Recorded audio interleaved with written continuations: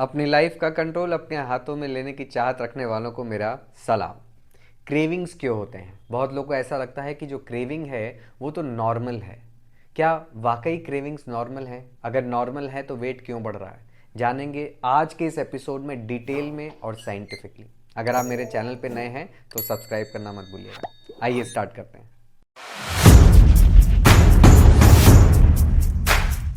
Welcome back.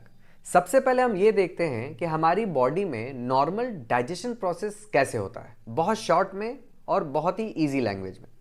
सबसे पहले आप कुछ खाते हैं। जब आप खाते हैं तो ये डाइजेस्ट होता है। डाइजेस्ट होने के बाद ये ग्लूकोज में कन्वर्ट हो जाता है और ग्लूकोज में कन्वर्ट होने के बाद ये ब्लड में मिक्स हो जाता है। इसके बाद फिर ब्लड का ग्लूकोज लेवल जो है वो बढ़ जाता है। जैसे ही ब्लड का ग्लूकोज लेवल बढ़ता है हमारी बॉडी में इंसुलिन सिक्रीट होता है। इंसुलिन एक हार्मोन है जो हमारा ब्रेन रिलीज करता है जैसे ही उसको high amount of glucose blood में मिलता है। ये इंसुलिन क्या करता है, इस ब्लड ग्लूकोज को उठा के सबसे पहले मसल सेल के पास लेके जाता है। अगर मसल सेल में जगह खाली है तो कुछ अमाउंट वहां पे रुक जाता है, बाकी का बचा हुआ वो लिवर सेल के पास लेके जाता है। और लिवर सेल के पास जितनी जगह है उसमें से ग्लूकोज को उठा के रख लेता है और बाकी जितना बचा हुआ है ये हमारा पूरा का पूरा फैट सेल्स में सेव हो जाता है। ये है नॉर्मल प्रोसीजर जो भी हम खाते हैं वो। अब हमें भूख क्यों लगती है? भूख लगती है जब हमारे सेल्स में एनर्जी कम होने लगती है। ठीक है नहीं, एनर्जी का मतलब ग्लूकोज का लेवल कम होने लगता है तो हमारे सेल्स एक हार्मोन रिलीज करते हैं, ग्रेलिन। ग्रेलिन जो है एक हंगर हार्मोन है और जैसे ही ग्रेलिन रिलीज होता है हमारे ब्रेन को एक सिग्नल जाता है कि भूख लगी है, खाना लाओ।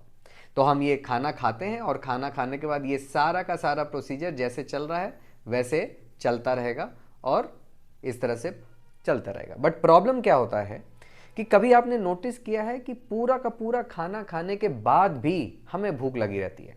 इसका मतलब कि आपने खाना खाया, वो डाइजेस्ट भी हुआ, ग्लूकोज में कन्वर्ट भी हो गया, ब्लड में मिक्स भी हो गया और ब्लड का ग्लूकोज लेवल बढ़ गया। लेकिन यहां से बाद ब्लड का ग्लूकोज बढ़ने के बाद कहीं कुछ गड़बड़ हुआ, तभी तो सेल्स के पास खाना नहीं पहुंच रहा है। और खाना नहीं पहुंच रहा है तो वो बार बार आपको सिग्नल दे रहे हैं कि भूख लगी है, खाना लाओ, भूख लगी है, खाना लाओ।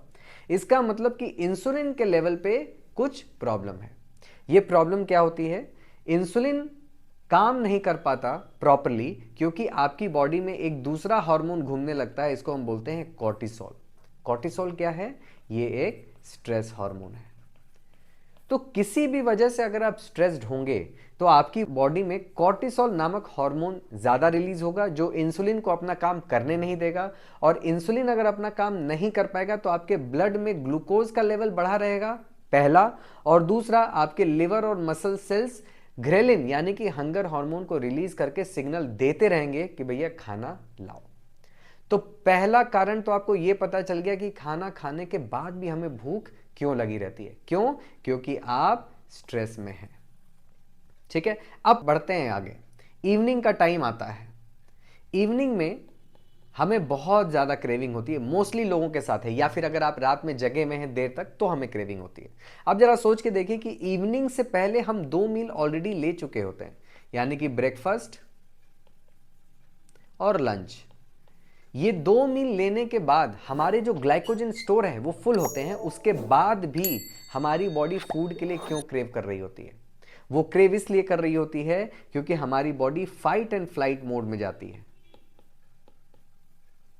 फाइट एंड फ्लाइट मोड का क्या मतलब है? बिल्कुल वही मतलब है जो मैंने अभी आपको बताया, स्ट्रेस। जैसे ही आप स्ट्रेस में जाते हैं आपकी body fight and flight mode में जाती है क्योंकि आपकी बॉडी में कॉर्टिसोल रिलीज हो जाता है। और मैंने आपको बताया कॉर्टिसोल जब रिलीज हो जाता है तो इंसुलिन को और ग्लूकागॉन को अपना काम करने नहीं देता, जिसकी वजह से जो एनर्जी का मेटाबोलाइजेशन है वो प्रॉपर्ली हो नहीं पाता। मतलब कि जब हम नॉर्मल अपना काम कर रहे होते हैं तो एनर्जी रिक्वायरमेंट के लिए बॉडी फैट को यूज करती है। जैसे अभी मैं बैठा ये क्लास ले रहा हूं या आप बैठे इस वीडियो को देख रहे हैं तो क्या आपकी बॉडी में एनर्जी का प्रोडक्शन नहीं हो रहा? हो रहा है, तभी तो आप सांस ले पा रहे हैं और बाकी के इंटरनल फंक्शंस चल रहे हैं। उस एक्टिविटी को करने के लिए बॉडी जो फ्यूल सोर्स कर रही है, कहाँ से कर रही है? फैट से कर रही है। लेकिन eventually fight and flight response की वजह से बॉडी इस फैट को यूज करना नहीं चाहती। क्यों? क्योंकि फैट को एनर्जी के लिए कन्वर्ट करना बॉडी के लिए बड़ा हेक्टिक है। बॉडी को क्या चाहिए? तुरंत एनर्जी चाहिए, रेडी एनर्जी चाहिए। रेडी एनर्जी क्यों चाहिए? क्योंकि उसको या तो उस सिचुएशन से लड़ना है या उस सिचुएशन से भागना है, जिसको हम लोग फाइट एंड फ्लाइट मोड कहते हैं। अब आप बोलेंगे हमारे पास तो कोई ऐसा सिचुएशन नहीं है जिसमें या तो लड़ना है या भागना है। आपके पास सिचुएशन नहीं होगी, लेकिन बॉडी को यही सिग्नल जा रहा है। कैसे सिग्नल जा रहा है? आपके थॉट की वजह से। ये थॉट के पास इतना पावर है कि आपकी बॉडी के अंदर की फिजियोलॉजी को पूरी तरीके से चेंज कर देगा। जरा सोच के देखिए, अगर आपको ये पता चले कि आपके घर में आज मेड नहीं आएगी, आपका हार्ट रेट कहाँ जाने वाला है? बढ़ जाएगा। किसी दोस्त को आपने पैसे दिए थे, पता चला वो फ़ोन नहीं उठा रहा है, आपका हार्ट रेट कहाँ जाएगा? बढ़ जाएगा। तो इस तरह से हम जब भी ऐसी सोच रखते हैं या हम ऐसा कोई थॉट प्रोसेस आता है, हमारा हार्ट रेट बढ़ जाता है, तो हमारा हार्ट रेट बढ़ने का मतलब कि हम फाइट एंड फ्लाइट रिस्पॉन्स में पहुंच गए। फाइट एंड फ्लाइट रिस्पॉन्स में पहुंचने का मतलब कि हमारी बॉडी में कॉर्टिसोल जो स्ट्रेस हार्मोन है वो प्रेजेंट हो गया। और कॉर्टिसोल जैसे ही आएगा उसको बहुत सारा खाना चाहिए, बहुत सारी एनर्जी चाहिए, और वो एनर्जी आप उसको देने वाले हैं। यानी कि जैसे ही आप स्ट्रेसफुल सिचुएशन में जाएंगे या आप स्ट्रेस्ड होंगे, तो आपकी बॉडी को एक्स्ट्रा कैलोरी चाहिए होगी। वो कैलोरी बॉडी की रिक्वायरमेंट नहीं है, वो कैलोरी किसकी रिक्वायरमेंट है? आपके इमोशंस की। कौन सा इमोशंस? या तो आप गुस्से में हैं, या तो आप इनसिक्योर हैं किसी चीज को लेके, या आप फियरफुल हैं किसी चीज को लेके। किसी चीज को लेके मतलब 3 ही एरियाज ऑफ लाइफ होते हैं। या तो आप रिलेशनशिप में प्रॉब्लम में हैं, या आप हेल्थ को लेके परेशान हैं, या आप फाइनेंसेस को लेके किसी प्रॉब्लम में। इसके अलावा चौथा कोई एरिया नहीं होता। सो दोस्तों, क्रेविंग्स का एक सिंपल सा मतलब है, अगर आप क्रेव कर रहे हैं, इसका मतलब आप स्ट्रेसफुल सिचुएशन में हैं किसी भी चीज़ को लेके, या तो रिलेशनशिप्स या हेल्थ या वेल्थ। सो अब जैसे ही आपको लगे कि आपको क्रेविंग हो रही है, सबसे पहले have a glass of water. पानी पीने के बाद बैठ जाइए, एक पेन और कॉपी ले लीजिए और लिखना चालू करिए कि ऐसा क्या है जो आप क्रेव कर रहे हैं। किसी चीज़ को लेके फियरफुल हैं आप, वर्क को लेके, काम सबमिट करना है, होमवर्क देना है, या फिर आपको इस चीज़ का स्ट्रेस है कि क्लास में टॉप करना है, या हमें अपनी कंपनी में सबसे अच्छा परफॉर्म करना है। किसी भी चीज़ का जो भी थॉट आपको आ रहा है, जो आपको ये फोर्स कर रहा है कि एक्स्ट्रा कैलोरी लेकर आओ, जब आप ये चीज़ लिख लेंगे, जब आपको पता चल जाएगा कि आप किस लिए क्रेव कर रहे हैं, तो शायद क्रेविंग कम हो जाए।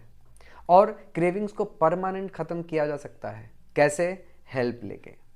यानी कि आप जब अपनी प्रॉब्लम्स को समझेंगे, अपने इमोशंस को समझेंगे किसी प्रोफेशनल के हेल्प से, तो आपके लिए फैट लॉस बहुत इजी हो जाएगा। क्यों? क्योंकि तब क्रेविंग नहीं होगी, तब फूड से उतना लगाव नहीं होगा। क्यों? क्योंकि आज के डेट में हमारे जितने भी इमोशंस हैं, वो सारे इमोशंस किसी न किसी फूड के साथ अटैच हो गए हैं। इसलिए हम एक पर्टिकुलर तरह का इमोशन जब फील करते हैं, तो एक पर्टिकुलर तरह का फूड के लिए हम क्रेव कर रहे होते हैं। कभी आइसक्रीम के लिए, कभी स्पाइसी फूड के लिए, कभी चॉकलेट के लिए। इन सब के पीछे कोई ना कोई कारण होता है। सो दोस्तों, क्रेविंग्स नॉर्मल नहीं है, वो एक साइन है जो आपको बता रही है कि कहीं ना कहीं कुछ बदलने की ज़रूरत है। अगर कोई क्वेश्चन हो आपका इससे रिलेटेड, तो मुझे कमेंट में पूछिए, मैं उसका रिप्लाई करूँगा।